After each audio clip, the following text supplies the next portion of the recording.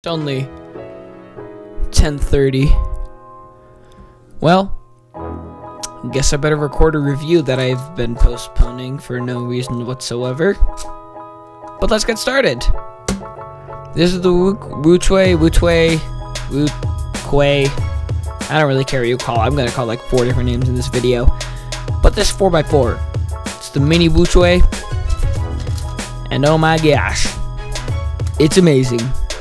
So this cube is $31 from Speedcube Shop and thecubicle.us and a lot of other places, which is relatively good considering how amazing this cube is. This cube comes factory magnetized with 1 magnet on the outer layers and 2 magnets on the inners.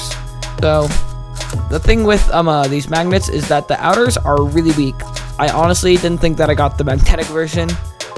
I did, it's just the outers, they were so weak that I could barely tell. You can kind of see that in my vlog. I was like, wait a second, this isn't magnetic. Yeah, it is. Anyway, but the inner layers, they're nice and strong, and they prevent overshooting. Like this. It can, yeah. So it prevents lockups on the inner layers just because of the strong magnets. But even if you do, you still have plenty of forward corner cutting, but not a lot of reverse corner cutting. It's about a piece just wherever you want it, and about half a piece reverse everywhere else. And speaking of magnets and corner cutting, the M slices are amazing. Like, they stay together. I'm literally doing this, but like they just stay together. It's amazing. So that makes H-perms, H and Z perms really easy to execute, and any other MU algorithm that you may use is also really easy. And also the size, it's mini. It's the same size as the mini Thunderclap. And to me that's great.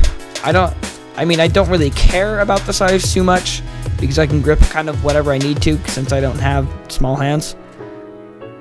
And yeah. Overall, this is really good. The setup is the most difficult part of this cube because it's really hard. This cube is very difficult to set up. I've tried like 4 different ways. I tried JR Cuber's thing. I've also tried some video by Chris Olsen, I think.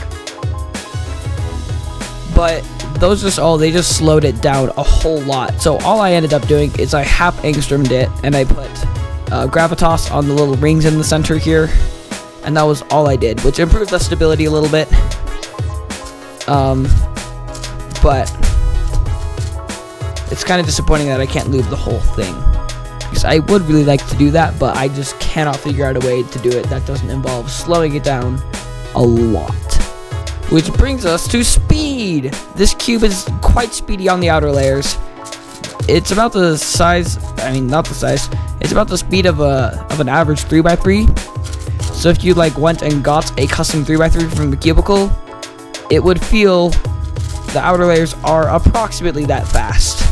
Inner layers are a little bit slower. It's like if you got one of those cubes and then put just a little bit of weight 5 in it.